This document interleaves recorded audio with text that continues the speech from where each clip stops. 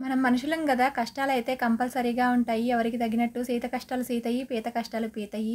ఏదేమైనా కొంతమంది మాత్రము ఏదైనా ప్రాబ్లమ్ రాగానే నీట్‌గా, తెలివిగా అయితే బాగా సాల్వ్ చేసుకుంటూ ఉంటారండి. కానీ నాలాంటోళ్ళు ఉంటారు గదా! కష్టం రాగానే గుండెలు పగిలేలాగా ఏడ్చి, ఈ కష్టం నాకొస్తదనుకోలేదు, నేను అనుకోలేదు అసలు ఇలా జరుగుద్దనేసి ఏడ్చి, ఏడ్చి సైలెంట్‌గా ఉంటారా, నలుగురికి ఫోను చేసి చెప్తూ ఉంటారు. అదైతే అస్సలు కరెక్ట్ కాదండి. నాకు ఈ మధ్య అర్థమైంది. ఇంకెవరికి చెప్పుకోవాలనుకుంటున్నారా?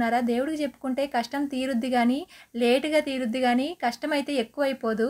కానీ మనుషులకి చెప్పుకోవడం వల్ల అది పబ్లికంలాగా సాగి, సాగి, సాగి చాటంత అయిపోతుందండి. ఏది ఏమైనా గానీ, ఒక ప్రాబ్లమ్ రాగానే నలుగురికి చెప్పుకోవడం కంటే, గార్డ్‌కి చెప్పుకోవడమే మంచిదండి. నాకే ఈ మధ్య అనుభవం ప్రకారం అర్థమైంది. అలాగే మా హస్బెండ్ అయితే morning yellow colour watermelon తీసుకొనొచ్చారు. యెల్లో కలర్ అని చెప్పంగానే నా ఆత్రం ఆపుకోలేక కట్ చేసి చూసాను.